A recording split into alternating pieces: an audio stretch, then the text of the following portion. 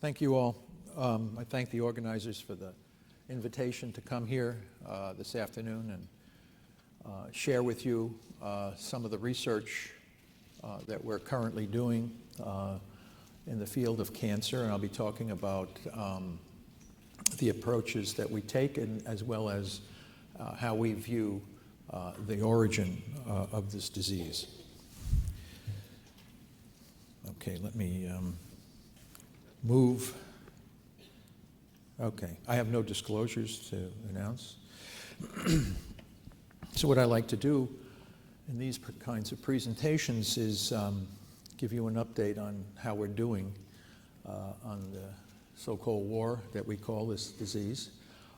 These are data from the American Cancer Society, and it provides evidence for the last 5 years on new cases, deaths per year, and deaths per day. The deaths per day is simply a 365 division of the deaths per year. You know, you look at these numbers and you say, well, you know, this is kind of a report card on how we're doing. And you can see we're not doing very well. In fact, we would give this kind of a accomplishment an F, a complete failure. If you look at these numbers, you'll notice that the rate of increase for deaths is twice as high as the rate of increase for new cases. This is, how do you explain this? You know, we have fundraisers for cancer, right? We bike for brain cancer, we swim for lung cancer, we run for breast cancer. We raise money. The NCI continues to throw more money in cancer research. We raise money for cancer research. What do we get for all this research? We get more cancer. Just look at the numbers. What is responsible for this failure, this abysmal failure in our attempt to manage this disease? It has to do with how we view the origin of the disease.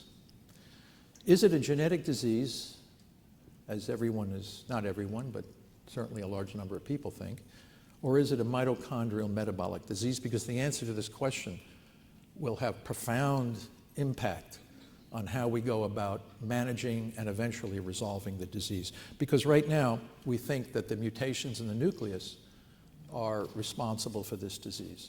I will present evidence that those mutations are downstream epiphenomena. They're an effect. They're not the cause of the disease. The cause of this disease is damage to the mitochondria, its respiratory control within the cell. And that leads secondarily to the mutations that we see. The current view of cancer is that it's a genetic disease. The hallmarks of cancer, this very famously cited paper by Hanahan and Weinberg, states cancer cells carry the oncogenic and tumor suppressor mutations that define cancer as a genetic disease. This is a dogma. It has now become a dogma, irrefutable truth, something that's no longer questioned. If you read any textbook of biology, cell biology, or biochemistry, the first thing you're going to see is cancer is a genetic disease. Go on the NCI website.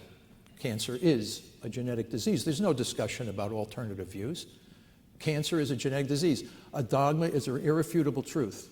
Okay? It's not to be questioned. This dogma has now indoctrinated several generations of biologists, scientists, and physicians. This is the way we show it in the textbooks. Somatic mutation theory, mutations in genes that inhibit or stimulate cell division. They use this automobile. It has engine going out of control. It has no brakes. And this is supposed to simulate what goes on in the cancer cell. In other words, we have mutations in tumor suppressor genes. The cells can't stop dividing.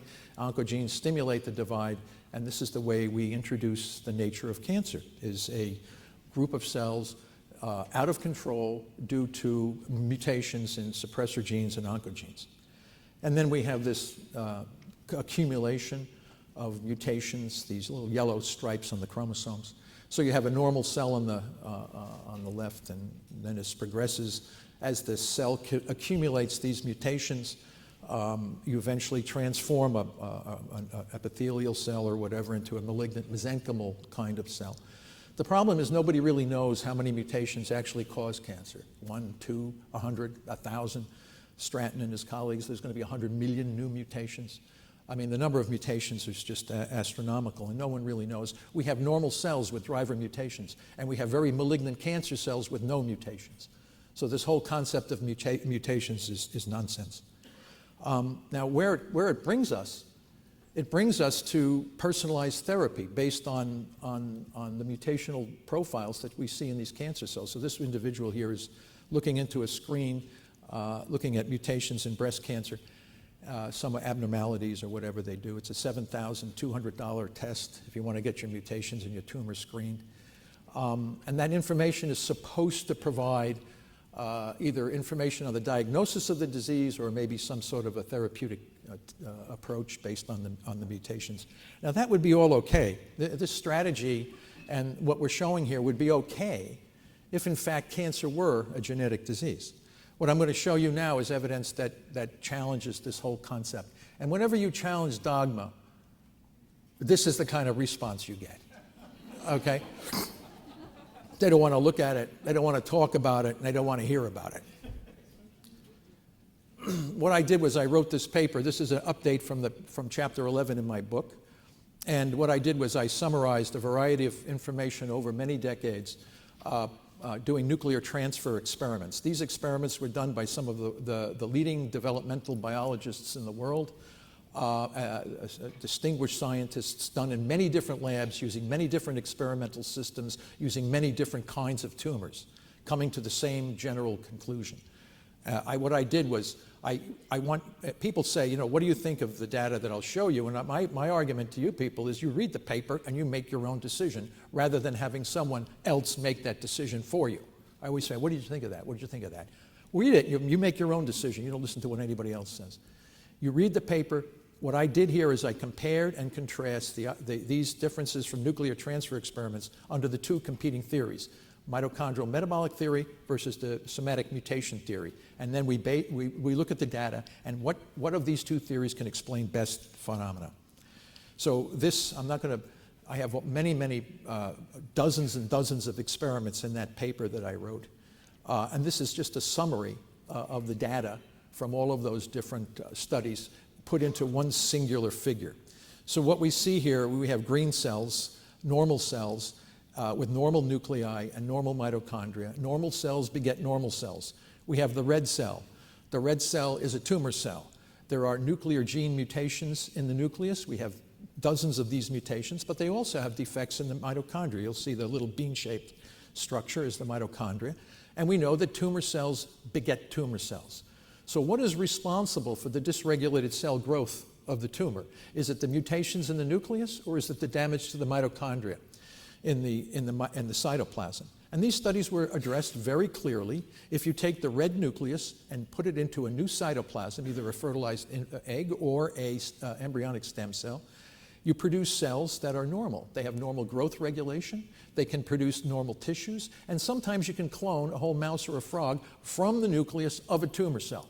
But you do not get dysregulated cell growth. Depending on the mutations in that nucleus, you will either go through a certain period through development before the system aborts, but you don't have the signature feature of dysregulated cell growth. Now, if you do the other kind of experiment where you take the green nucleus and you put it in a red cytoplasm, okay, what do you get in that case? You get either dead cells or tumor cells. You do not get normal cells, even though you have this normal nucleus. This has been done over and over again in a variety of different experiments.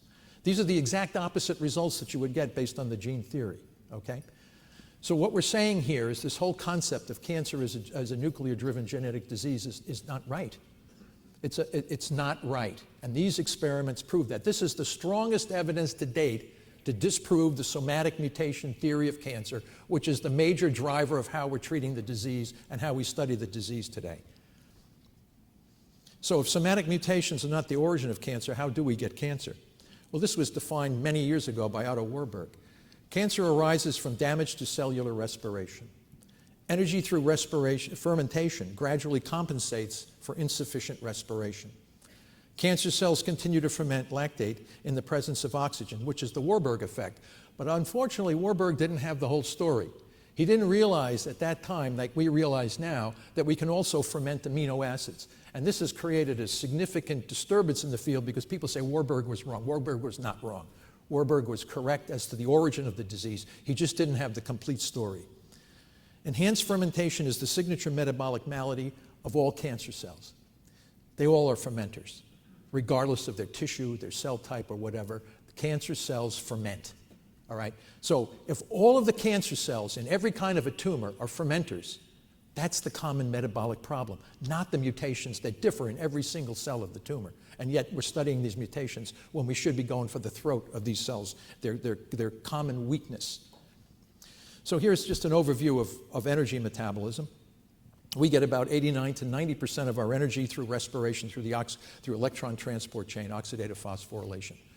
It's clear, we're all alive here, we're all breathing, right? Nobody's fermenting, nobody's a zombie sitting out there. So we breathe in air, we exhale CO2. This is the way we generate energy for our cells, all right? We get a little bit of energy in the glycolytic pathway in the cytoplasm, and we get a little bit of energy in the Krebs cycle at the succinyl-CoA synthase step or succinyl ligase step. Little bit, right? And that's substrate level phosphorylation as opposed to oxidative phosphorylation. The difference between the normal cell and the cancer cell is the normal cell gets most of its energy from OXPHOS. The cancer cell gets a significant amount of energy from substrate level phosphorylation, if not its entire energy, depending on the stage of development. So we have a complete shift over from one form of energy to another form of energy. So the question is then, knowing that the mitochondria, how do we explain this? Let's go through. How do you get cancer? All right? How do we get cancer if we don't get cancer from a mutation? And this explains it. What we did here is we took all of the facts of the disease and we simply rearranged the chart. We built a different chart based on a different origin of the disease. So we know carcinogens cause cancer. Carcinogens damage respiration. Radiation can cause cancer. Radiation damages respiration. Hypoxia, intermittent hypoxia causes cancer, damages the respiration. Inflammation, we know that. Systemic inflammation can damage respiration. Rare inherited mutations, BRCA1, P53. That must be a genetic disease. You inherit the disease. No, it's not. Those are secondary causes. You know why? Because it's not 100% penetrant. It's not 100% penetrant. People can have BRCA1 gene, the exact same mutation. Some people, only the people where the gene actually damages the respiration does that person get the cancer. If they held the gene and they don't damage the respiration, they don't get the cancer. Same with Li-Frau-Meny. All of these inherit. That means they're not primary, they're secondary, just like carcinogen, just like radiation. Just like viruses, hepatitis C, papillomaviruses, these kinds of things, they damage the respiration. This is the oncogenic paradox. This was the paradox that could not be explained. How is it possible that all these different provocative agents in the environment or inherited could produce cancer through a common pathophysiological mechanism? Okay, that was the paradox. Albert St. Georgi was the first to address the paradox.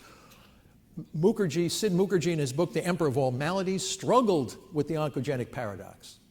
Look on page 285 and 303 in Mukherjee's book, and you will see him struggling with this very concept. How is it possible that we can get a breast cancer or a colon cancer from one of these different provocative agents? What is the common pathophysiological mechanism? It's damage to the respiration. You throw out reactive oxygen species, which are carcinogenic and mutagenic. So the mutations in the nucleus are coming as a downstream epiphenomena for the production of ROS in the damaged respiration. And not only that, it cycles back, and it also damaged further the respiratory capacity of the cell. And you can see on the diagram on the bottom, just as Warburg said, there's a replacement of the green line, which is oxidative phosphorylation, by the red line, primitive energy pathways, through substrate-level phosphorylation. And that substrate-level phosphorylation is coming from the glycolytic pathway in the cytoplasm, and it's coming from the succinyl-CoA ligase step in the Krebs cycle. Those are fermentation pathways. So even these people say, oh, the mitochondria must be normal in cancer. They're not respiring, they're fermenting. And that gives the people, and then the mitochondria signal the nucleus through the retrograde signaling system, indicating to the nucleus this cell is starting to suffocate. So what does the nucleus? Turns on the genes. These are oncogenes. The oncogenes are transcription factors that drive fermentation pathways. This has been well established. So what the oncogenes are doing is they're facilitators to keep the cell alive on a fermentation pathway when their respiration system is being compromised. And then this progresses more and more until you have mitochondria that have no cristae, and this thing now is a fermenting animal.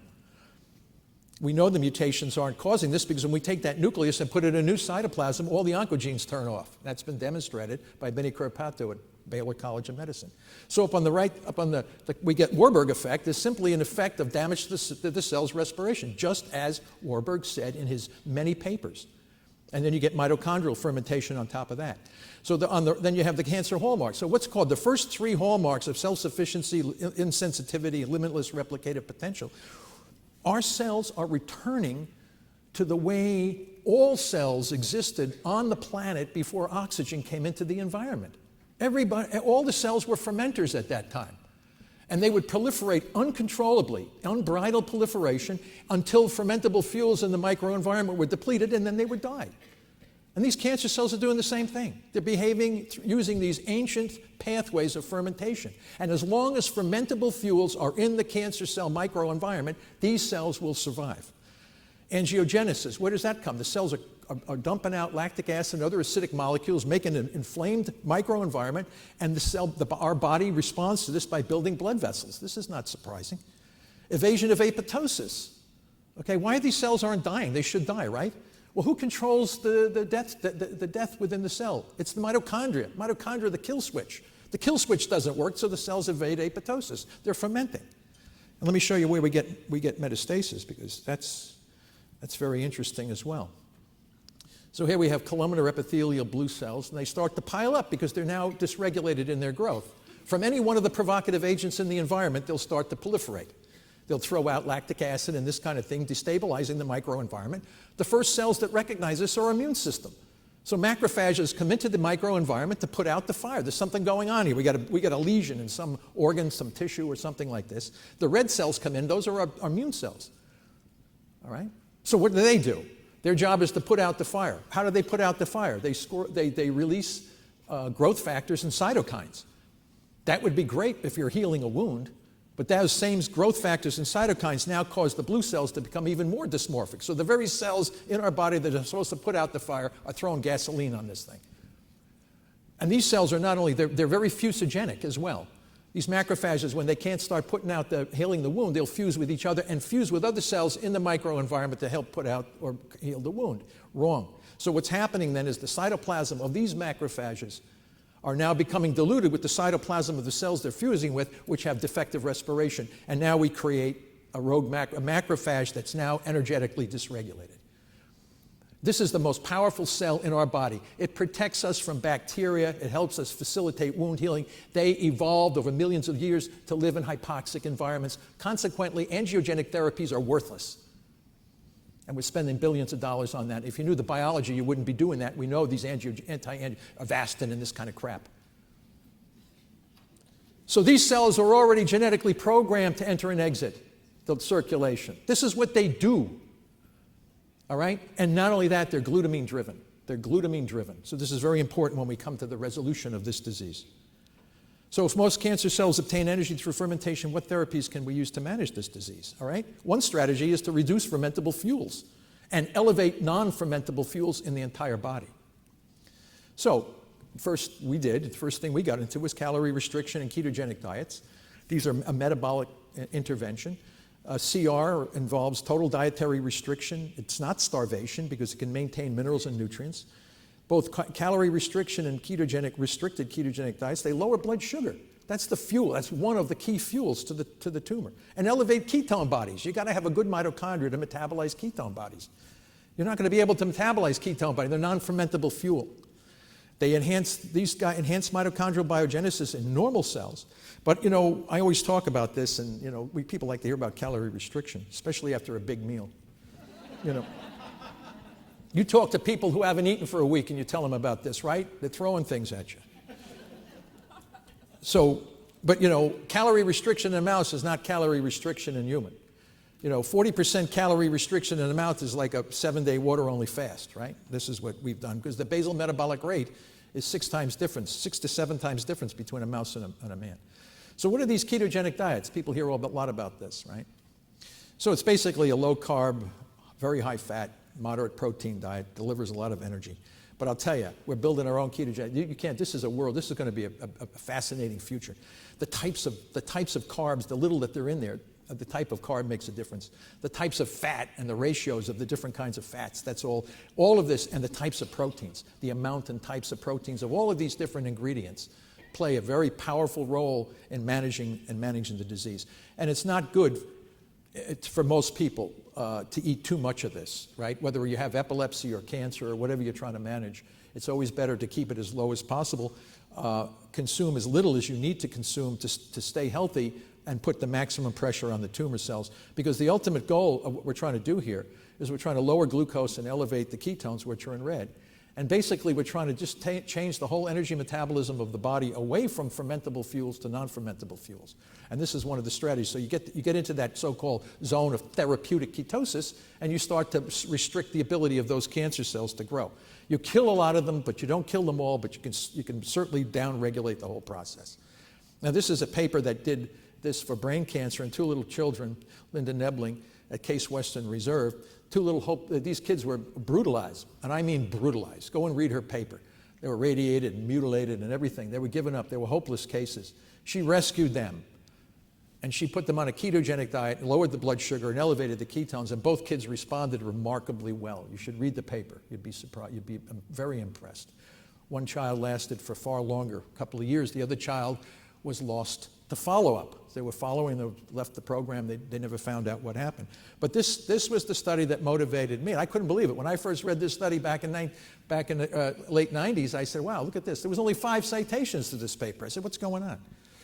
So I repeated, in our group at Boston College, we repeated it with mice. We don't have patients, so we have animal models of brain cancer. So this is a mouse on the left is a standard high carbohydrate diet given an unrestricted amounts, and the other is the same diet, just restricted by calories. And we got a 65 to an 85% reduction in the size of the tumor in these mice just simply by cutting the amount of calories that the animals ate. So I said, wow, this is like what's going on here. And then we did linear regression analysis. So each square is a mouse under a different dietary condition. We use glucose as the independent variable and either ketones or tumor weight as the dependent variable. And as you can see, as glucose goes down, ketones go up. This is an evolutionarily conserved adaptation that occurs in most mammals, especially in humans. As blood sugar goes down, the size of the tumor and the rate of the growth went down. The higher the sugar, the faster the tumor grows. The lower the sugar, the lower the glucose, the slower the tumor grows. The higher the glucose, the faster the tumor grows. The lower the glucose, the slower the tumor grows. Now, why is this so hard for anybody to understand? Why do people in the oncology clinics can't understand this? This has been repeated in humans for a variety of different cancers. Okay? It's a fact. These tumors need sugar. You give them sugar, the tumor will grow faster. How does it work? People, oh, you can't believe anything unless you have all the molecular mechanisms identified. We did that. It's anti-angiogenic through the insulin-like growth factor pathway. You can look it up, AKT signaling. Anti-inflammatory, the NF-kappa B signaling pathway. It's pro-apoptotic. There's no drug that we know of in the cancer industry that can do anything like this. Now I'm going to talk a little bit about GBM, glioblastoma multiforme. I know we all hear about Senator McCain suffering from this. And, it's not a good disease, obviously. And I'll show you, how we can make a big difference in this area. The therapies so far have been not working. The tumor itself consists of a whole bunch of different kinds of cells in different dysmorphic conditions. Highly invasive through the secondary structures of Scherer. And it's metastatic outside the nervous system. Unfortunately, most people with GBMs, they die before you recognize that they have tumor cells in their liver and kidney. But if those cells ever get out, they can be spread through the whole body. Okay, what does it look like? All right, the problem with the GBM is that these tumor cells have already seeded throughout the whole brain. And you can notice in the section of the brain, you'll notice that the ventricles are compressed. Most people with these kinds of tumors die from intracranial pressure. All right, the tumor just grows and pressures out, and you go into a coma and die. And the problem is you can't see the cells. They're laced through the brain, and they're going through the brain using vascularization, the Virchow-Robin spaces. So the darker cells on the right side there, those are tumor cells going through the brain using the blood vessel system, among other routes that they take through the brain. Now, this is the mitochondria of a glioblastoma.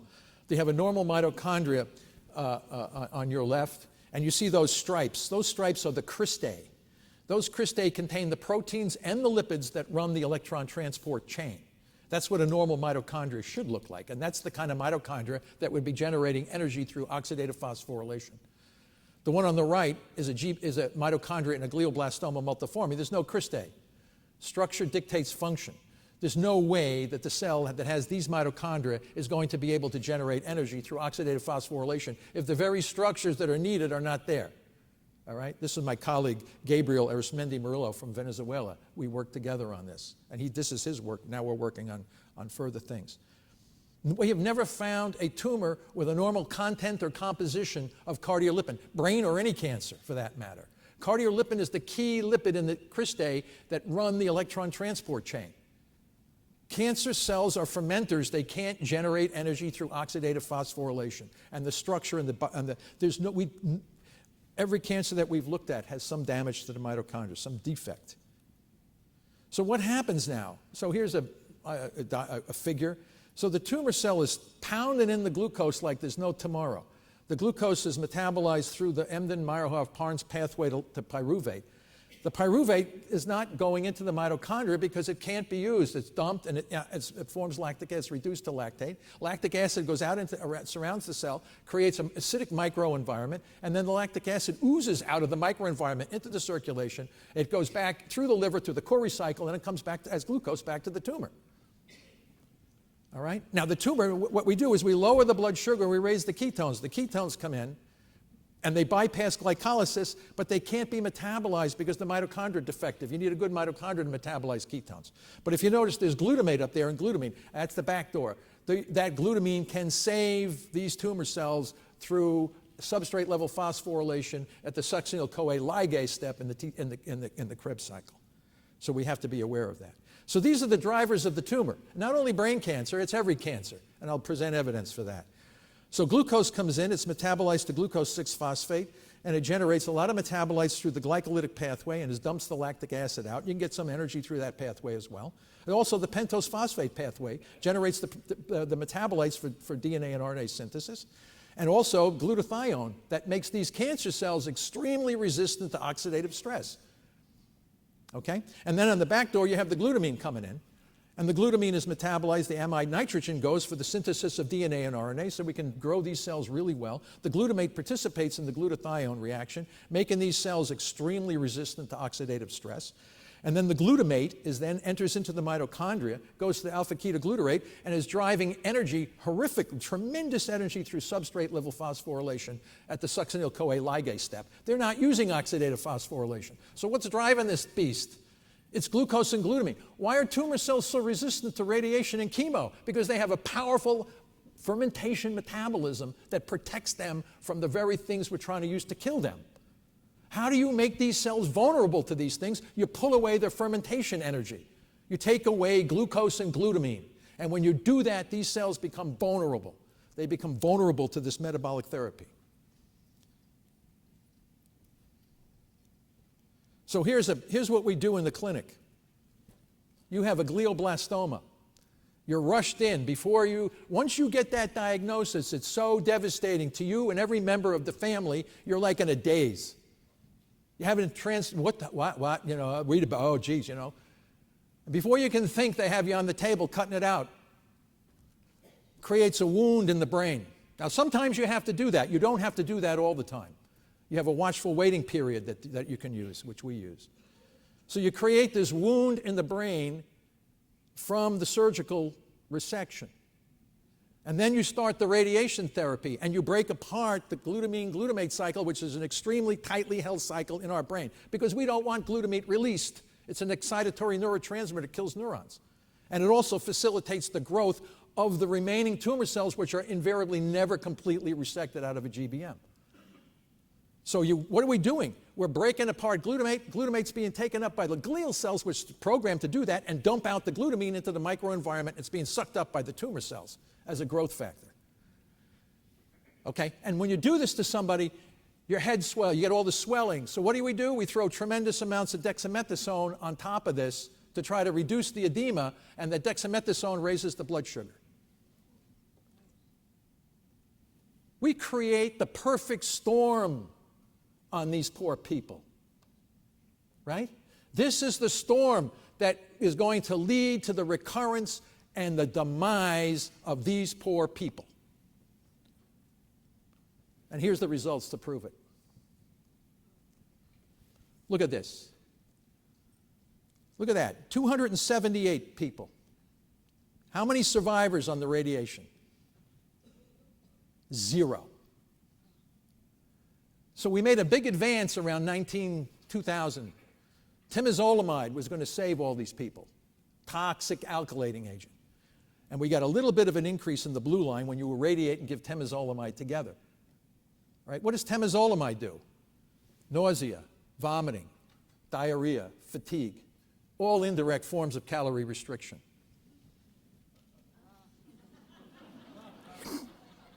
And not only that, the temozolomide increases driver mutations.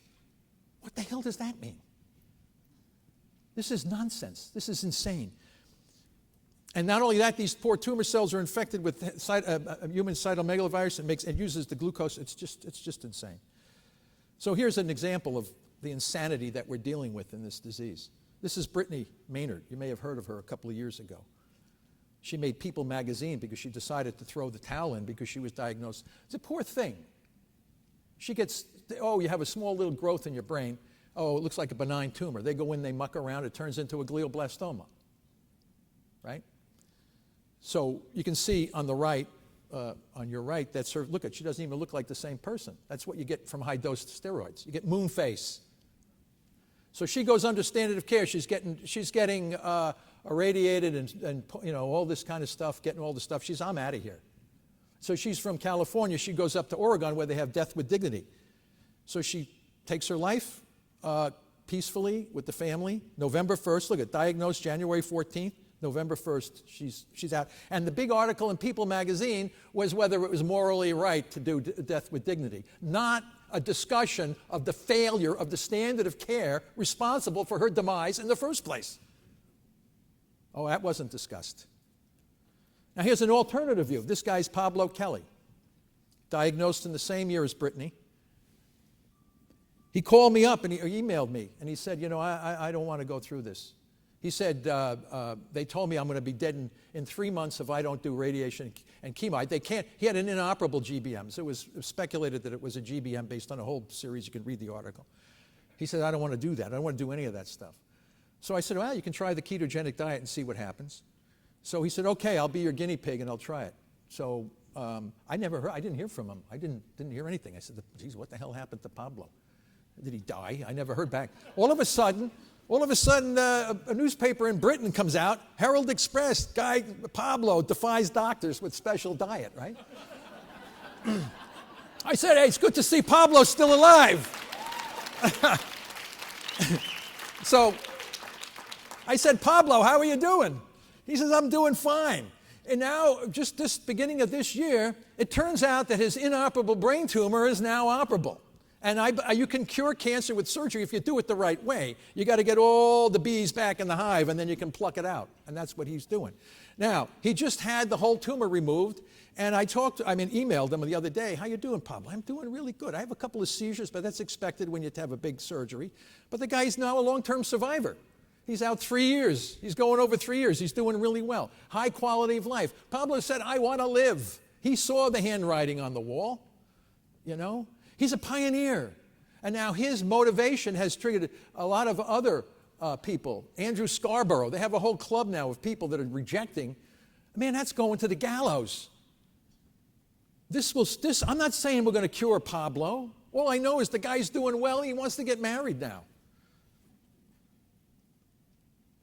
So the problem with a lot of these brain cancer patients and cancer patients in general, they don't know how to use, and their clinicians, of course, they don't know about this either. They're oncologists, those who are actually open-minded about this.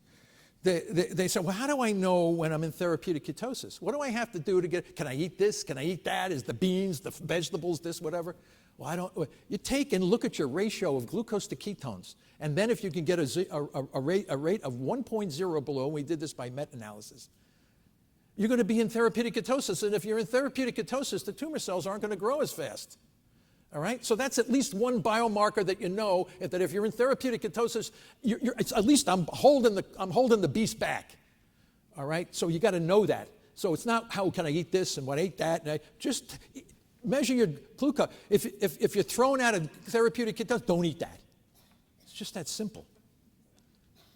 Somebody says, can I drink this wine? I don't know. Drink the wine and see what happens. Turns out that red wine doesn't throw you out of ketosis.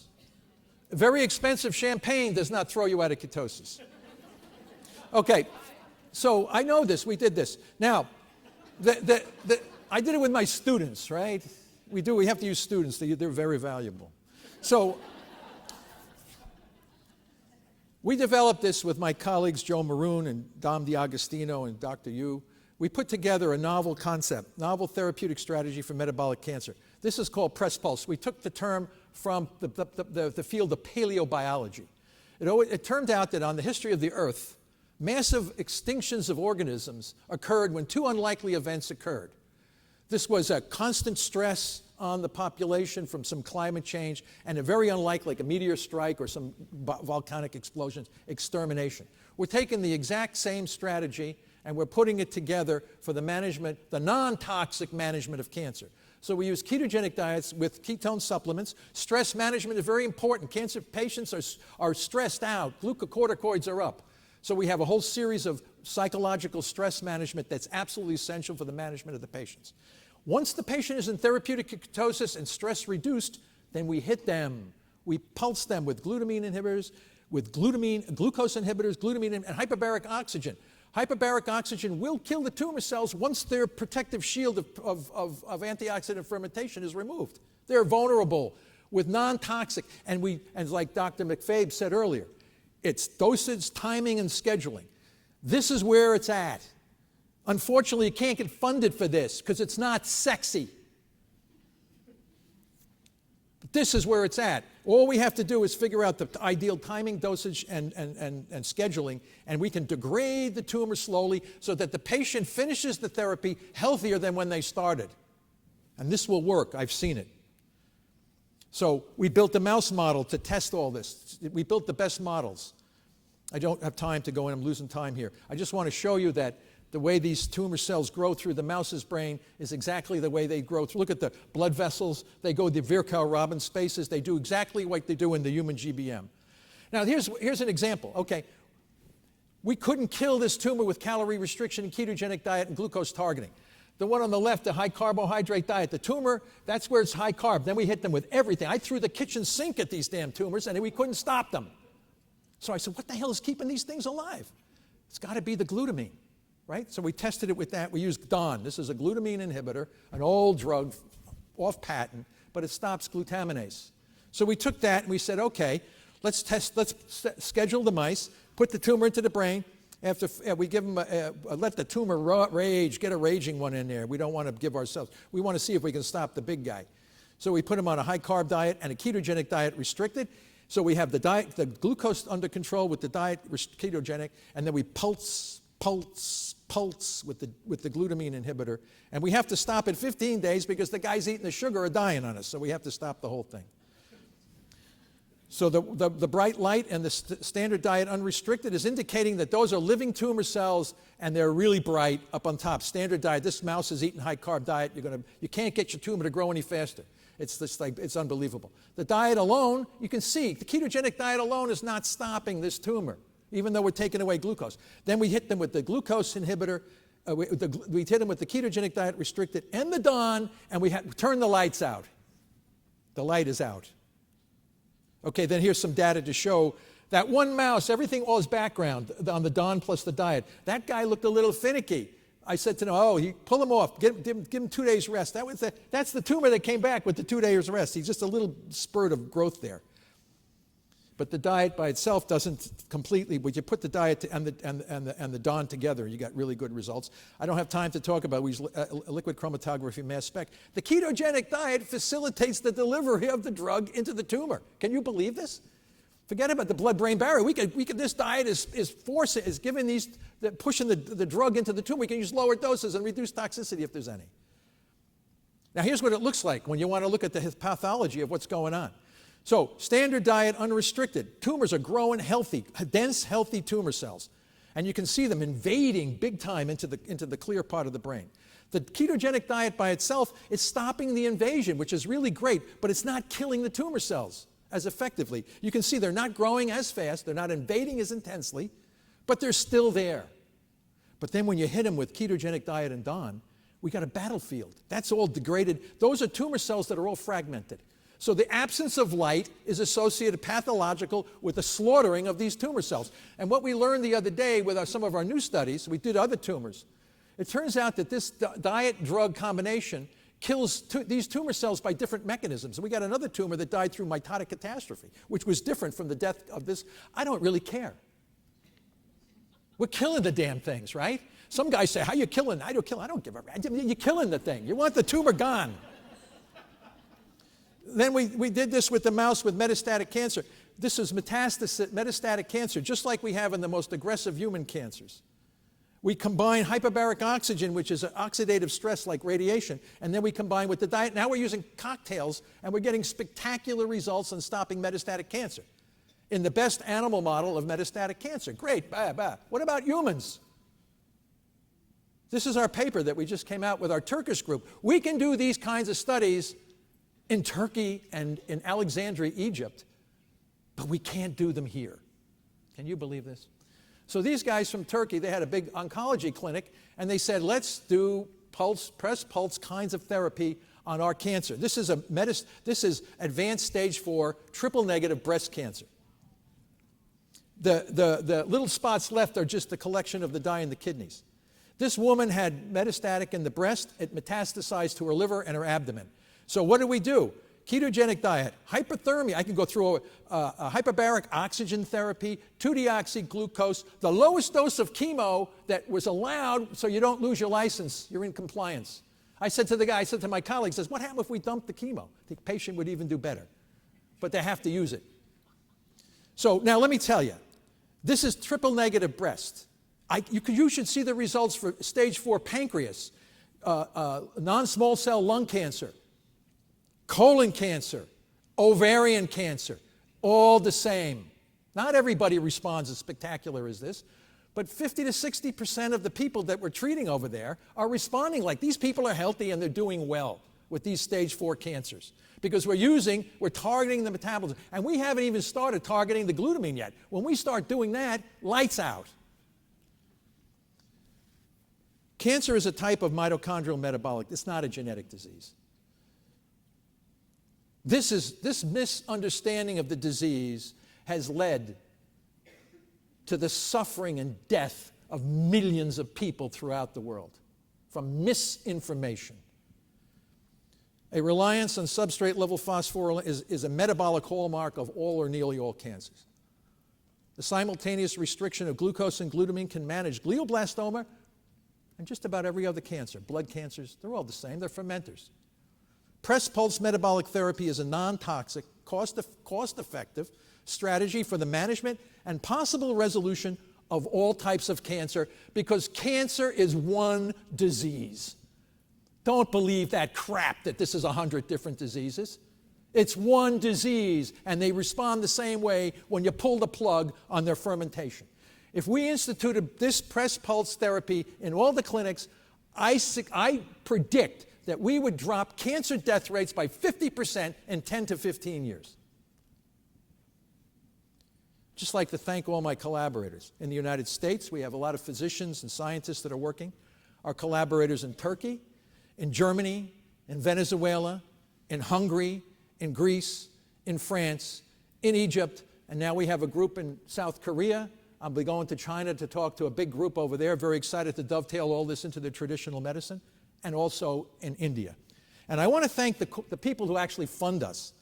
Single cause, single cure. You know, it's hard to get money for this work. Extremely difficult to get funding for this kind of work. It's not sexy. NIH likes sexy mechanistic studies. George U. Foundation, Joe Mercola, Ellen Davis, Ed Miller, Joe Maroon, and my university, and also in the past, the NIH, and I want to thank you for your attention.